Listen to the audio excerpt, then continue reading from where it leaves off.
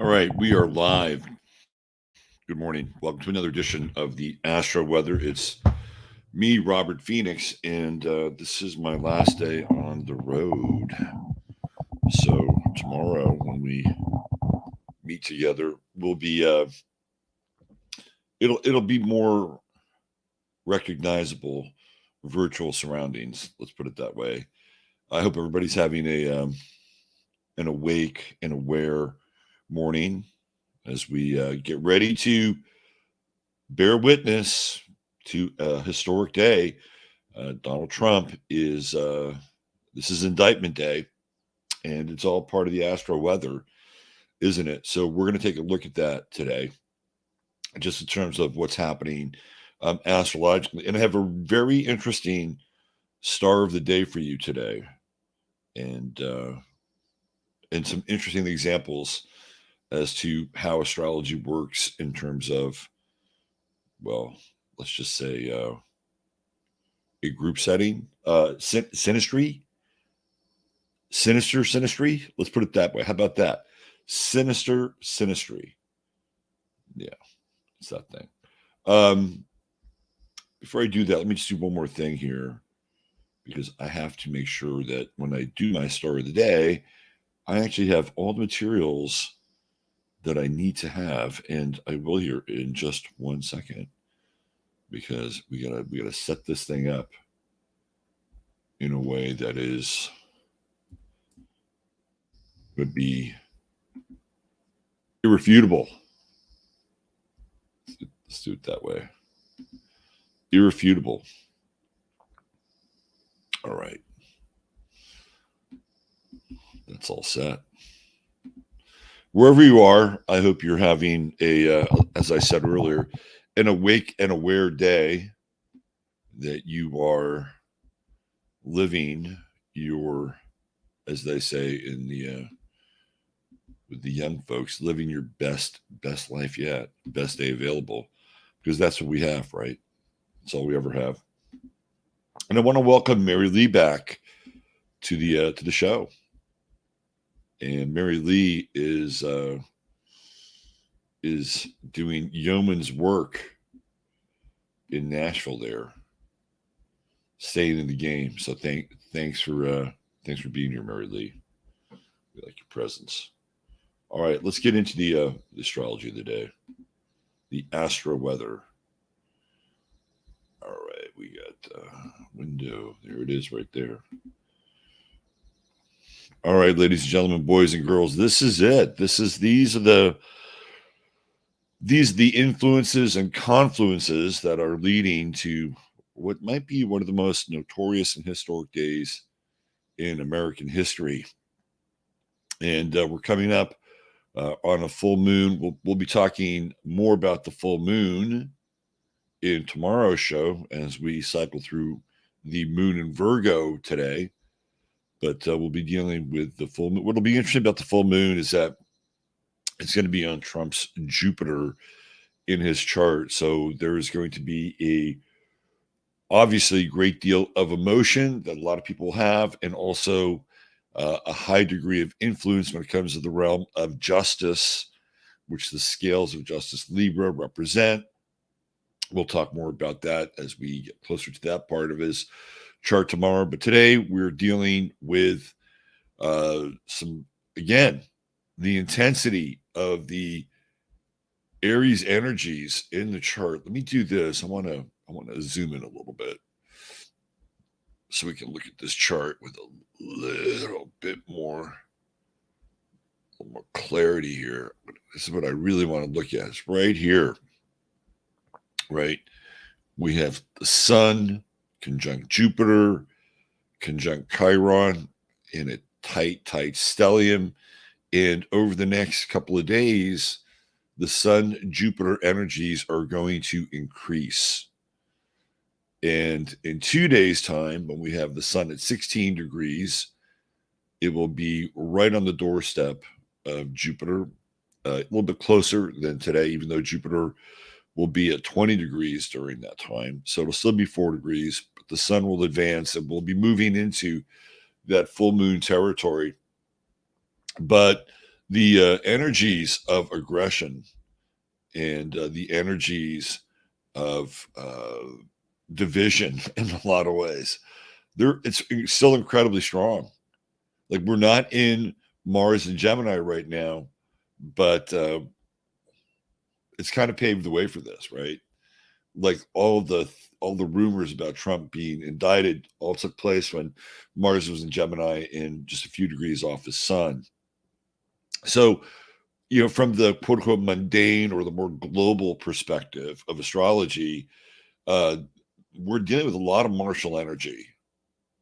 There's a lot of really heavy duty, angry energy in the air.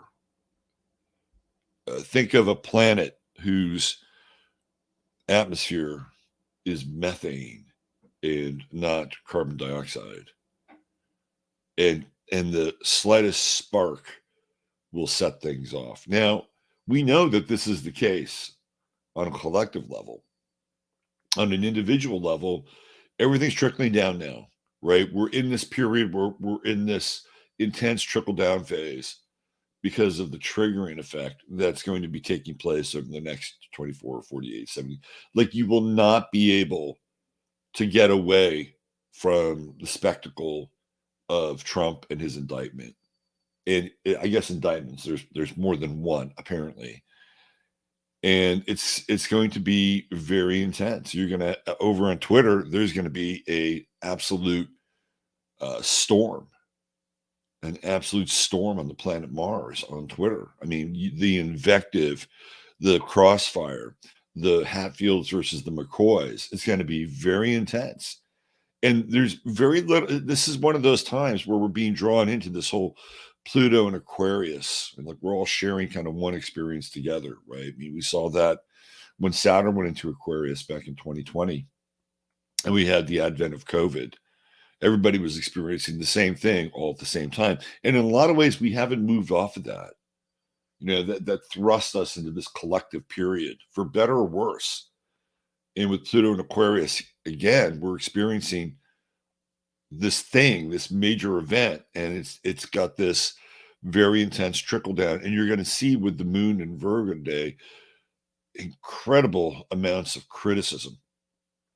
You might even hear criticism from the quote unquote Democratic side or the left when it comes to what's happening with Trump. And a lot of people will say, well, it's all staged, it's all a game, he's all part of a major theatrical play. And I would say, in the broadest sense of that terminology, that is true. That is absolutely true. But in the broadest sense of that terminology, we all are. We're all part of that game. We're all part of a major stage play that's going on in this realm. And right now, this is part of the collective theater, right? But it still doesn't change the fact that we're dealing with these intense energies. So how do we navigate this time? This is really, I think, a big, big question mark for a lot of people, because there's such a fractious and intense and confrontational, very confrontational vibe here. Now, we do have Mercury moving into Taurus, which is a bit of a godsend here. If Mercury was still in Aries, this thing would just completely go off, right? But Mercury in Taurus is a bit slow to anger, not like Mercury in Aries, which is at times rash. And we would get the term hothead, right? With Mercury in Aries, a little bit, the head would be hot with Mercury in Aries. But Mercury in Taurus is a bit slower to anger, a bit slower to react. And then we have the true node here, conjunct Mercury. So what are we going to get today? We're going to get a lot of conversation, a lot of communication, a lot of talking and talking points. And it's going to be very polarizing. We don't have any Gemini in the air currently. We've gotten through a lot of that over the past few months, but we do have Mercury in square with Pluto. When you get a Mercury-Pluto square, those are very intense energies. Intense seems to be an overused word today, or it could be an overused word, but it's actually appropriate. I'm not sure what else you would use for in lieu of intense for a day like today. So we have this and the thing that, we can take away from the Mercury Pluto square is that these are fixed signs and these are fixed positions, and people are moving off of their fixed positions. People are digging in their heels. There are kind of entrenchments, right, taking place using military terminology, because I think military terminology is actually a really appropriate lexicon for today with all this Aries in the air. And don't be surprised if New York City takes on the complexion of a battleground. Don't be surprised if that happens. Of course, there are the rumors that Antifa is going to show up in New York and Black Lives Matter. I mean, it feels like we're kind of gathering for the stand in a lot of ways. Well, that's not necessarily true. Or maybe more appropriately, given the nature of the stellium in Aries, the Warriors, the movie about warring gangs, and of course, New York City. That might be an appropriate cinematic title for today's energies, is the Warriors. We still have the Mars trine Saturn going on here. And again, I started to talk about this energy when Mars went into Cancer. And I do hope that you're investing in something that's going to pay off long term, whatever that is. It could be the investment in real estate, which if you can pull it off and not be beholden to a bank or a lender, I would highly, highly recommend that you invest in some form of real estate right now, because the window for real estate is going to close, and there's a crack in the door. There's a crack in the door. So if you can do it, if you could make it happen, I would say, as Commander Picard once uttered on the Starship Enterprise, make it so. We have a nice assemblage of Taurus energy here.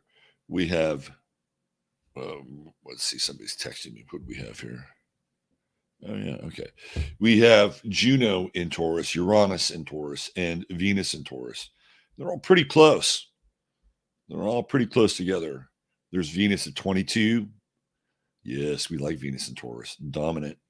We have Uranus in Taurus at 16. And Juno just kind of hanging out there, not too far behind, down here at 13.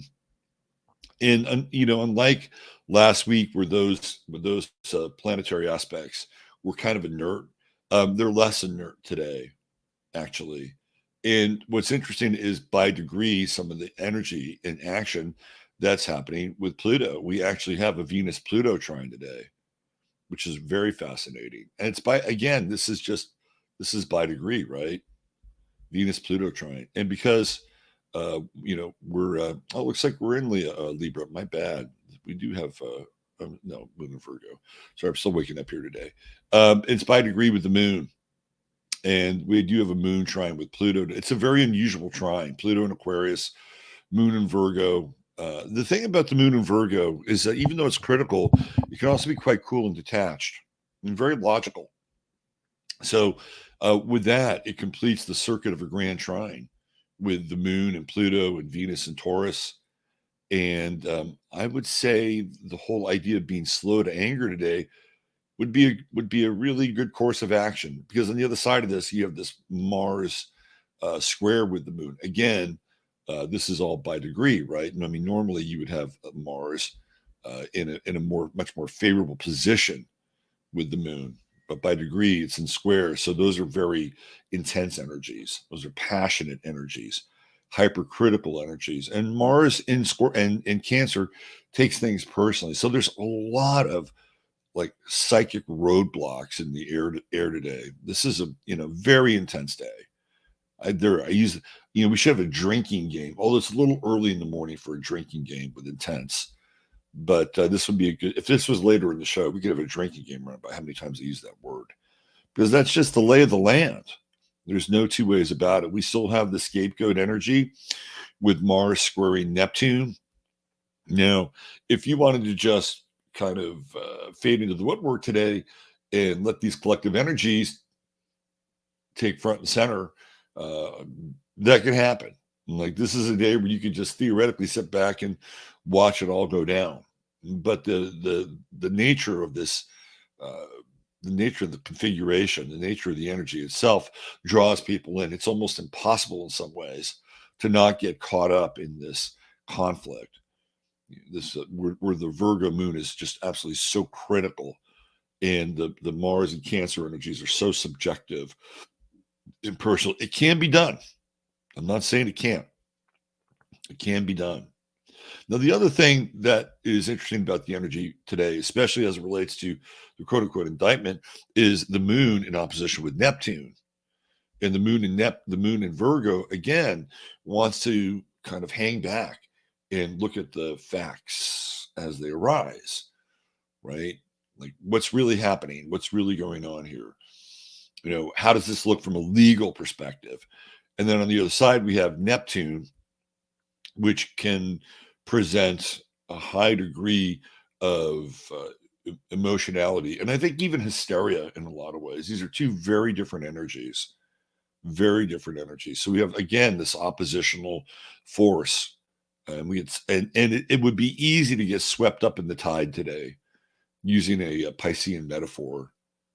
So if you manage somehow to go about your business, I think you could get things done. I think you could get things done. And it would not be unusual today to hammer out some interesting partnerships. Of course, when we're dealing with Taurus, Venus and Taurus, we're talking about partnership. And to some degree, even unusual partnerships. It might not be out of line today for somebody to actually kind of agree with a person in a way that maybe the other person was surprised that they're having an agreement with, such as the energy of the Grand Trine and Pluto and Aquarius, bringing together strange bedfellows, which will be a theme of Pluto in Aquarius throughout its run. So this is very intense. Yeah, I said it again. Very intense, fractious, warlike, aggressive energy pattern for the day. Even with the Mars Sun square, look at that. We've got a Mars Sun square going on as well. So these are fighting energies. These are fighting energies, and you'll get it. This is unfortunately what's come down in our country. It's really unfortunate, but it's what's on the table right now. Doesn't mean that you cannot, have your day or your ability to work with these energies so that they have some personal impact on you. Sure, absolutely, you can do it. Now, of course, we have to understand that this is not the only country in the world. There are other countries in this world. There are other things happening, but the energies are still there, right? They're still there. They're not. You can't really escape from this intense, and it's going to be more intense onslaught of the Aries energies to come. The days to come. This is just getting started. So buckle up, boys and girls. It's going to be a very interesting ride over the next few days.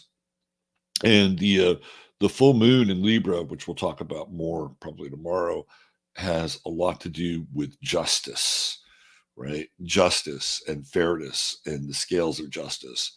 And there's no way we can not pay attention to that, especially with Trump and his Jupiter in Libra in his chart. All right, let's take a look at our star of the day.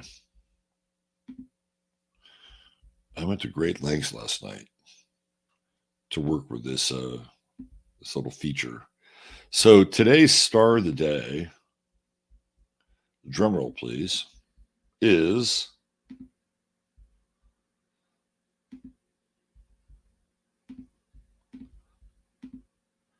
El Chapo. Now, I had some options. Heath Ledger was an option today. But I wanted to look at El Chapo's chart and some other things that actually are part of El Chapo's story. So a lot of you know that El Chapo was the head of the Sinaloa, the Sinaloa cartel, which to this day is still the largest cartel in Mexico, even though Jalisco, which is a rival cartel, is gaining in terms of its size, its power, its influence. Sinaloa still is the oldest and probably the most powerful cartel. So when I looked at his chart, I asked myself the question: is this the chart? Like, if somebody brought this chart to me, and I'm just being honest here, I'm being totally honest, 100% transparent. Would I be able to say that this is the chart of one of the world's most, uh, pronounced diabolical, drug lords in history? Honestly, I would have to say it would be a challenge for me to look at this chart and say, "Yep, this guy's got drug lord written all over his chart." There are some things here that could point to that. He's got the true node in Scorpio. So what is he going to do? He's going to make money and gain resources in a way that are not typically Taurus. What do we know about Taurus?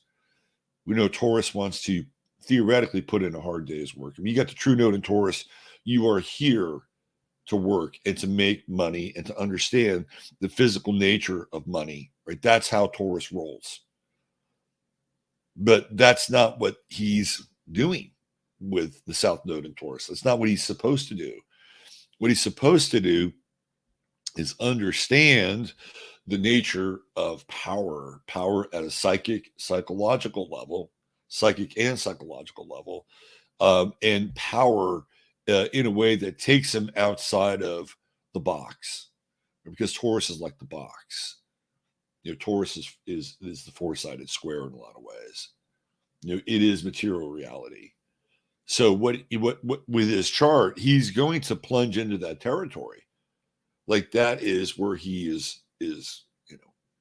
he's headed. So in a how do I say this, less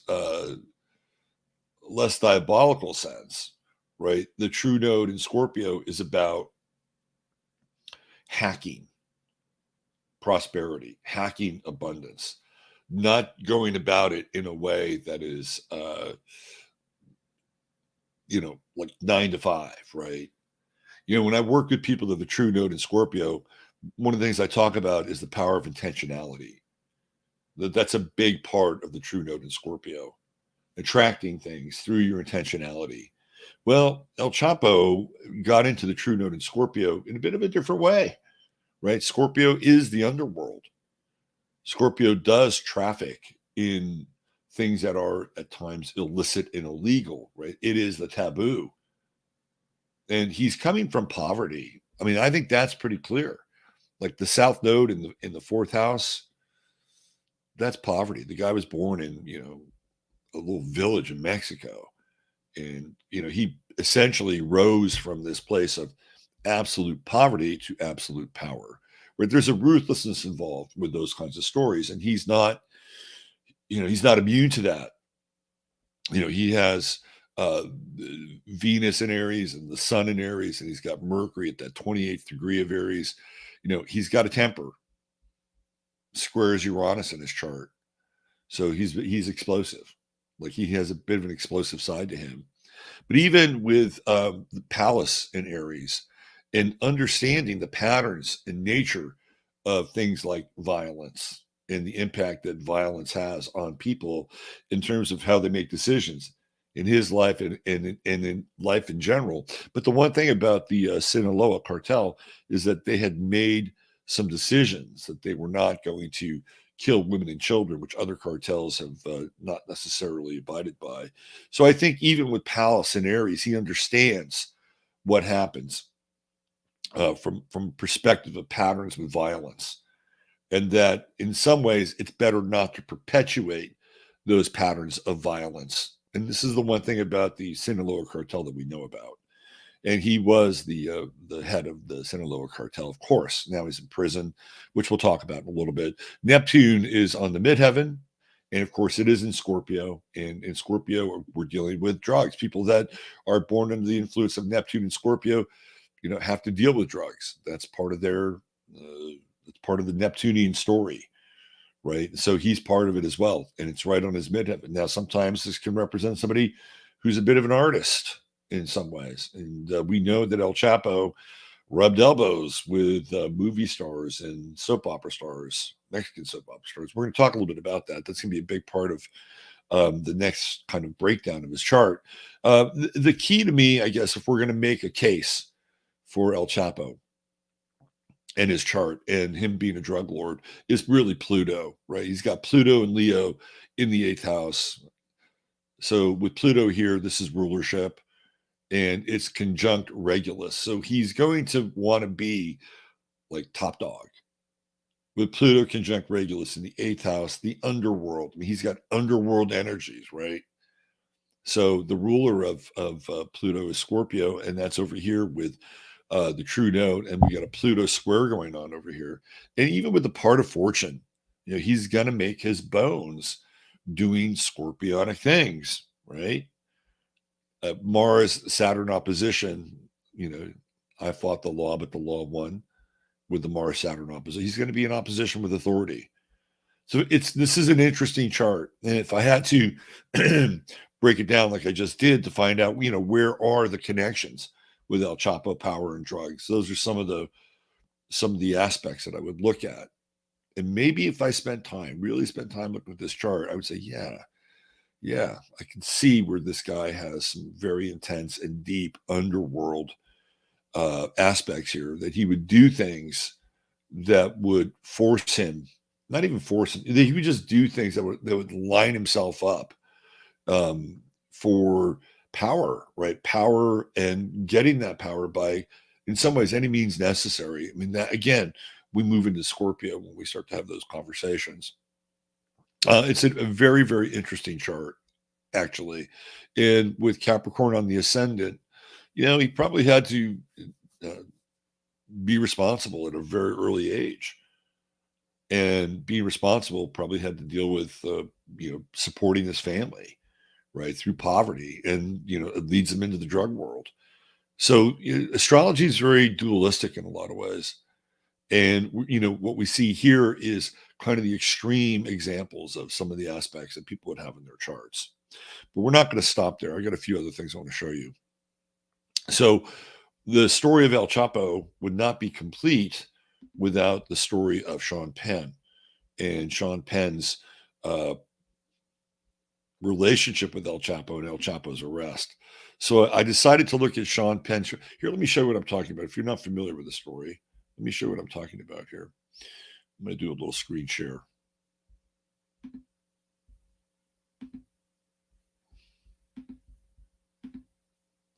So here's the title of this story from Inside Crime. Did Sean Penn's meeting with El Chapo help authorities track down the kingpin? Now, I want you to pay attention to this image. This is Kate Del Castillo, and El Chapo had a crush on her. She was a soap opera star. And there's a really interesting HBO documentary. I think it's HBO, it could be Netflix, one of the two. It's about these three and how Sean Penn has a meeting set up with El Chapo to interview him. But El Chapo, in some ways, is slightly naive. And I think that has to do with Neptune on his midheaven. He's starstruck and he's very into this young actress, Kate Del Castillo. It's like he's a fanboy, right? And Kate Del Castillo is wanting to break into American movies. And so she has this interesting relationship with Sean Penn. And Kate, it's completely bizarre, right? You have three people, all of whom have an agenda. He wants to get closer to her, right? She's already close to him. I think she's banging him.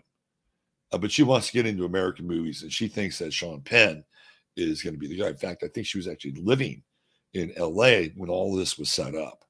So all this is set up, and there's this interview that Sean Penn does. Of course, Sean Penn has all the earmarks of a spook. And as a result of this interview, they wind up arresting El Chapo. Okay, so just remember that. I wanted to just show you this picture. I'm going to come back to this picture again for very interesting, very, very interesting astrological share. So what I wanted to do is I wanted to look at Sean Penn and his chart. Let's look at the synastry between Sean Penn and El Chapo. What's that look like? Well, I'll tell you. It's very interesting.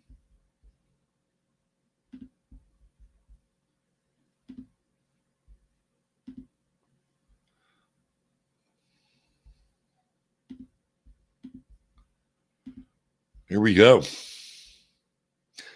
So this is El Chapo on the inside. Look at Sean Penn. His Saturn is right on the ascendant of his chart. Look at that.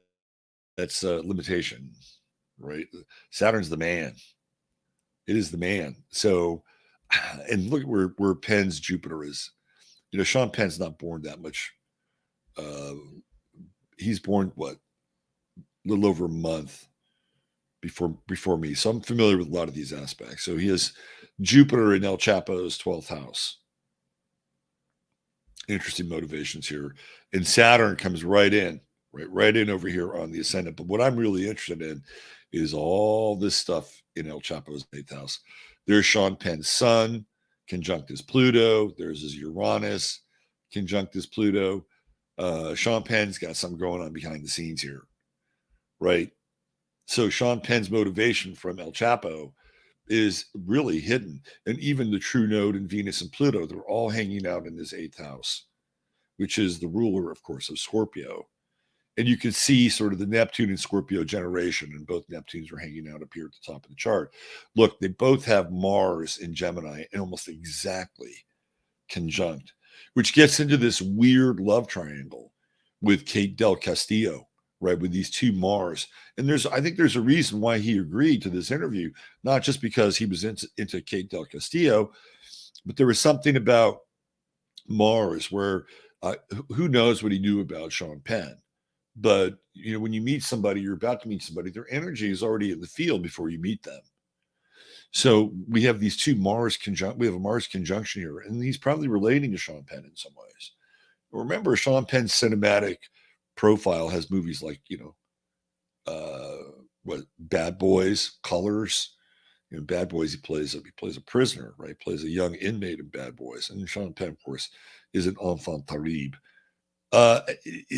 So we have this, right? This kind of connection between, again, theoretically two men, but the agendas here with Gemini, Mars and Gemini, they're not always clear, right? There's always the other side of the thing, and Sean Penn's got spooky energy with Mars and Gemini. Gemini and Scorpio, the two signs that I think are the most closely related to the intelligence agencies. So Sean Penn's got spooky energy. It's very interesting, super, super interesting. And of course, in El Chapo's chart, he's got that Mars-Saturn opposition. I fought the law, but the law won. And here comes Sean Penn coming in on top of his Mars. Bada bing. Very interesting stuff. To me, this is fascinating, especially all the 8th house, the hidden component around this whole El Chapo Sean Penn experience. Now, as far as Kate Del Castillo goes, that's a whole other story.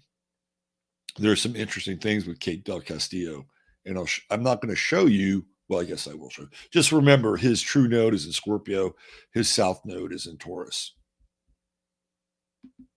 And I'm going to show you just. I didn't do a synastry with their charts, but I will show you here that in Astro theme, we'll do the Kate Del Castillo chart. Is Astro theme going to let me do this? How about that? I'm in good graces with Astro theme today. So what we have here is, let me just go back. Look at this 1 second. And there's more. There is more. I have what they call the reveal. Let me do this. Okay, so his Mars is at 10 Gemini, and Sean Penn's at 10 Gemini. All right, let me get into Kate Del Castillo's chart. So he's got that true node at 20 Scorpio, south node, and 20 Taurus, right there.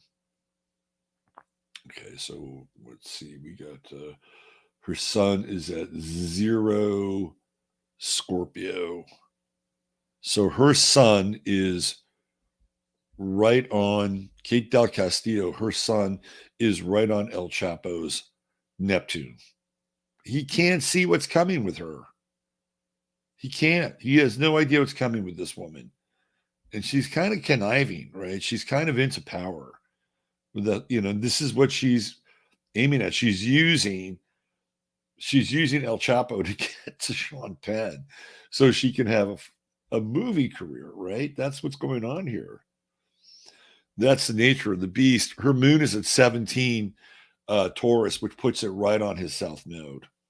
Danger, danger, Will Robinson. And she's born on a full moon, right? So she's got that very intense, earthy, sensual moon in Taurus, sun in Scorpio. I mean, she was absolute candy for El Chapo. But he can't see her. And she plays this huge role in his life and his chart. That's, her. Here, I'll show you. I will show you. Get back to a StreamYard. Get back to this chart right here. Right there, right? That's where her sun is, right on his midheaven. So she plays a very significant role, but he can't see it. He is completely obscured by what's going on. He's naive. There is a part of this guy that is really naive, in spite of the fact that he's probably got a grisly resume, okay? Absolutely grisly resume. You don't become one of the most powerful drug lords on the planet unless you have a grisly resume. But even with Mercury in opposition with Neptune in his chart, he's naive. He can't see what's going on. He can't. And with her sun up here, he's completely blinded by the whole thing. Completely blinded. And then her south node is, her moon is right on his south node. Again, the whatever is coming through from the past, he can't see it. He just can't see it. So it's a very, very interesting chart between the two of them. Now, I want you to just keep in mind he's got this true node in Scorpio at 20 degrees. And a lot of you know that I use the Sabian symbols to illustrate certain points. And I found this just to be utterly, utterly fascinating. Let me see if I can do a dueling. There we go. Actually, it's Aries 14. That's what I'm looking at here. And where do we see that in his chart? That's his sun, Aries 14. So we're looking at the Sabian symbol for the degree of El Chapo's sun. It's a really interesting Sabian symbol. And I'm going to come back and I'm going to show you how this thing works out in astrological real time, so to speak.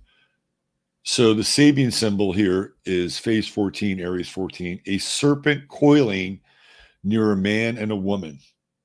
Identification in bipolar relationship with the impersonal rhythm of natural energy. Look, I'm going to spare you Dane Rudhyar's treatise, but I just want you to see this. A serpent coiling near a man and a woman. Identification in bipolar relationship with the impersonal rhythm of natural energy. Okay, remember that. Let's go back to the photo.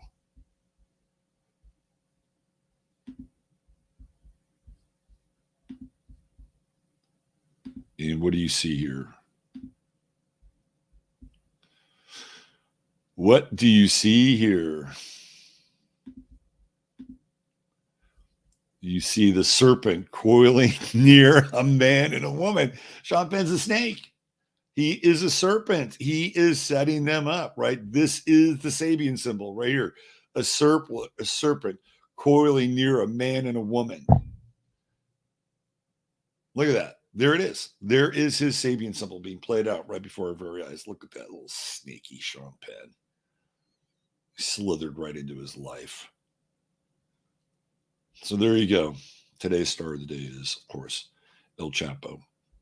If you like this kind of treatment in your own life, you may want to consider getting a personal astrological reading with me, where I do play with things like the Sabian symbols and other stuff to try to get to a deeper understanding of your chart and you and what's going on with you in your life. So you can do that at robertphoenix.com. Look under services.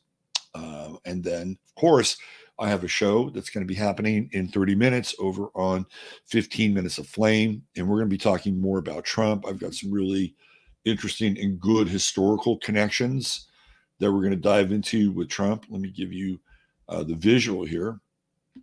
And that's at 9/11 Central Standard Time, even though I am not in the central part of the world. I got up early for you today, boys and girls. You know, I was watching the Three Stooges last night. What a non sequitur. They're fucking funny. They're so funny. That's a crazy non sequitur, right? In a lot of ways. Let's do this. Yeah. That's it. That's where you want to be.